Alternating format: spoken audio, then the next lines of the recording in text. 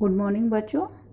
आज हम अपना क्लास 7 साइंस का chapter 3 fibre to fabric read करेंगे। तो हमारा फाइबर टू फैब्रिक मतलब रेशे से किस तरीके से कपड़े बनाए जाते हैं उस चीज़ के बारे में हम पता करेंगे। Long ago human beings use leaves, barks of trees and skin of animals to cover their bodies. Then they learned the art of weaving and started making cloth. तो बहुत समय पहले ह्यूमन हम लोग क्या करते थे, लीव्स पत्तियाँ, पेड़ों की छाल या जानवरों के स्किन को अपनी बॉडी कवर करने के लिए पहना करते थे। देन दे लर्न, और फिर उन्होंने धीरे धीरे बुनने की कला और कपड़े बनाने की कला को सीखा। Cloth protect us against heat, cold, rain, dust and insects. Cloth should be clean and comfortable. Dirty cloth usually breed germs and causes skin diseases. तो क्लॉथ हमें क्या करते हैं, प्रोटेक्ट करते हैं against heat, cold, rain, dust and insects से, इनसे हमारी रक्षा करते हैं। Cloth should be clean and comfortable, हम जो कपड़े पहनते हैं वो साफ और आरामदायक कपड़े पहनने चाहिए। Dirty cloth usually breed germs, dirty cloth क्या करते हैं, जर्म्स को फैलाते हैं और स्किन डिसीज़ का कारण भी हो सकते हैं। Socks and shoes protect our feet from germs, cold and heat and cuts and blisters. Our shoes should fit well and be comfortable. We should not wear bad socks or bad जूते और मोजे। हम लोग जूते मोजे पहनते हैं वो हमारे पैरों को प्रोटेक्ट करते हैं जर्म्स, कोल्ड एंड हीट से।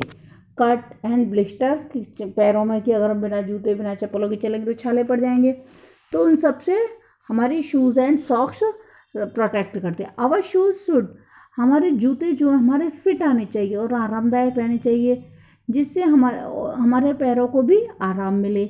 हमें गीले मोजे और गीले जूते नहीं पहनने चाहिए। नेचुरल फाइबर्स, प्राकृतिक रेशे।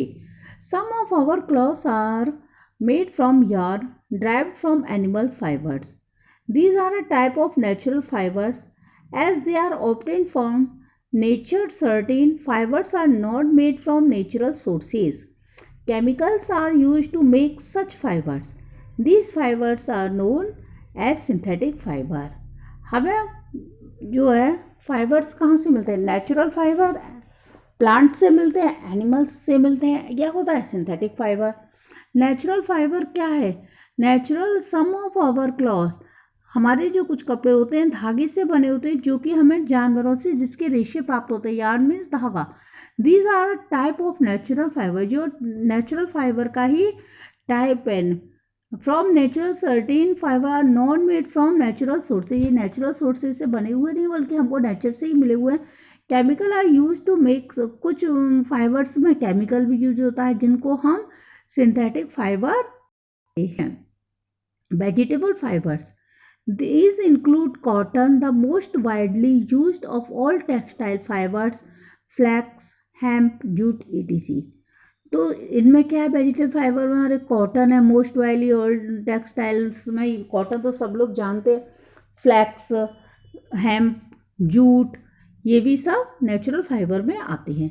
The base of vegetable fibres is cellulose, which is a material used by nature as a structural material in the plant world. तो ये हमें किसी इनमें क्या, बेस ऑफ वेजिटेबल फाइबर का क्या होता है, सेलुलोज होता है, मटेरियल यूज्ड बाय नेचर, जो संरचनात्मक रूप से हमें पेड़ों से प्राप्त होता है मटेरियल, तो इनमें सेलुलोज होता है। Animal fibres, these include wool and silk. Animal fibre में क्या आता है, wool and silk. Wool comes mainly from fleece of sheep, wool आता है भेड़ के रोई से हमको प्राप्त होता है। We get wool also from goat, yak, camel and rabbit, हमको ऊन गोट, याक, कैमल और रैबिट से भी प्राप्त होता है। Silk is produced by cocoon spinning silk worm, silk हमको मिला है सिल्क वॉर्म से, जो कोकून होता है उसके सिल्क वॉर्म से हमको मिलता है। Animals' fibers are made up of proteins, the complex compounds that form a major part of bodies of animals. जो हमको एनिमल्स फाइबर से मिलते हैं वो हमको उनमें क्या होता है, प्रोटीन्स होता है, क्योंकि वो जानवर के स्किन से ही हमको major part of bodies of animals, वो बॉडीज ऑफ एनिमल का एक मेजर पार्ट होते हैं, क्योंकि वो उनके बाल होते हैं। Silk, silk is an animal fibre produced by the silk worm. Silk हमको किससे मिलती है, सिल्क वॉर्म से। Silk fibre are soft and lustrous and extremely comfortable. Silk fibre soft, चमकदार, मुलायम और सिल्क कैसा है, मुलायम, चमकदार और आरामदायक होते हैं। Though costly some varieties of silk fabric like crepe, satin, damask and taffeta are always in demand. जबकि कॉस्टली होने के बाद भी सिल्क की कई क्वालिटी ऐसी वेराइटीज़ ऐसी हैं जो कि हमेशा डिमांड में रहती हैं। Crepe, satin, damask and taffeta, ये सिल्क की ऐसी क्वालिटीज़ हैं जो हमेशा डिमांड में रहती हैं। अब हिस्ट्री ऑफ सिल्क, सिल्क की क्या हिस्ट्री है, सिल्क कैसे आई, कहाँ से आई, सिल्क क्या है। तो silk, the history of silk is about 4500 years old. Silk की हिस्ट्री 4500 ईयर्स पुरानी है। The Chinese discovered the Himalayan silk moth and insect. Chinese ने हिमालय में सिल्क मॉथ का एक कीड़ा को खोज किया। The female lay eggs, female जो होती है वो अंडे देती है। From beach damage larva call silk worm, फिर उसके वो लार्वा फिर silk worm. The Chinese learn how to obtain silk fibre from silk worm. Chinese ने उस पर अध्ययन किया और पता करा कि सिल्क वार्म से सिल्क फाइबर कैसे बनता है। For many centuries they kept this art a secret from the rest of the world. उन्होंने इसको काफ़ी समय तक खोज की, फिर इसको शांत मतलब रहने दिया, इस आर्ट को अपने पास ही रखा। What other countries learn how to make silk ultimately, लेकिन अदर कंट्रीज़ ने भी देखा मतलब कि किस तरीके से सिल्क बनाई जा सकती। Let us see how silk is obtain now days. अब हम देखते हैं कि आजकल किस तरीके से सिल्क बनाई जाती है। The whole process of obtaining silk fibre from silk moth is known as sericulture. Silk fibre से जो सिल्क मॉथ से हमको जो सिल्क प्राप्त होती है उसको हम सेरीकल्चर कहते हैं। इस प्रोसेस को हम क्या कहते हैं, सबको सेरीकल्चर कहते हैं, सिल्क के उसको। तो सेरीकल्चर, सेरीकल्चर क्या है, real silk and silk for commercial production comes from the pupa of the Asian or mulberry silk moth Bombyx mori।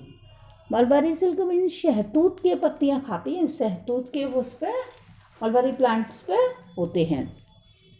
Real silk और silk for commercial production, commercial production के लिए जो silk है वो आती है प्यूपा ऑफ द एशियन और mulberry silk moth Bombyx Mori. For obtaining silk on a large scale, the silk moth are reared and feed on mulberry leaves in bulk। Silk का production करने के लिए क्या करते हैं, बड़ी मात्रा में सिल्क मॉथ पाले जाते हैं और उनको बड़ी मात्रा में मलबेरी लीव्स मीन्स शहतूत के मतलब पौधों पर इनको रखा जाता है, क्योंकि शहतूत की पत्तियां ही खाती हैं। Silk bye silk moth on large scale is called sericulture. Silk जो सिल्क मॉथ के द्वारा प्राप्त होती है उसको हम सेरीकल्चर कहते हैं।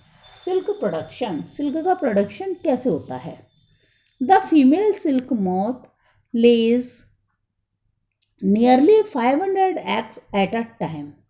तो जो फीमेल होती है, मादा जो होती है वो 500 एग्स एक टाइम में देती है। Tiny silkworms eggs are placed in well ventilated containers which are kept in a warm place but away from the direct sun।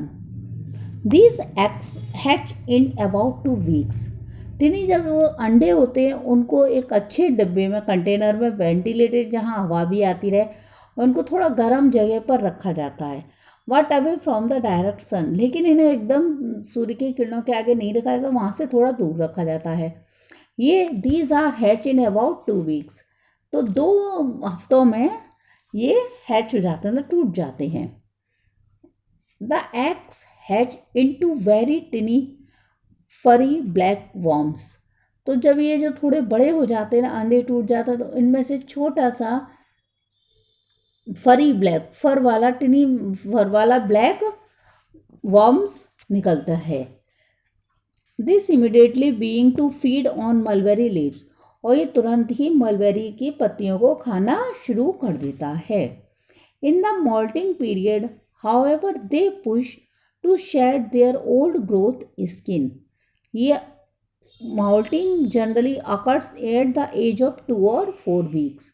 ये क्या करते हैं, जब वहाँ अपनी पुरानी स्किन को हटा देते हैं और ये 2 से 4 हफ्ते के बीच में अपनी उस पुरानी स्किन को हटा देते हैं, तब ये किस में हो जाते हैं, the worm is in the caterpillar. तब इसको हम क्या कहते हैं, caterpillar. Caterpillar stage consume an enormous amount of leaves. Caterpillar ज़्यादा मात्रा में पत्तियों को खाती है। The amount of mulberry leaves they consume is believe to transform into silk. ये जो पत्तियों को खाती हैं मलबेरी की, तो उससे ये विश्वास मतलब ये रहता है कि उसको ये सिल्क में बदल देंगी।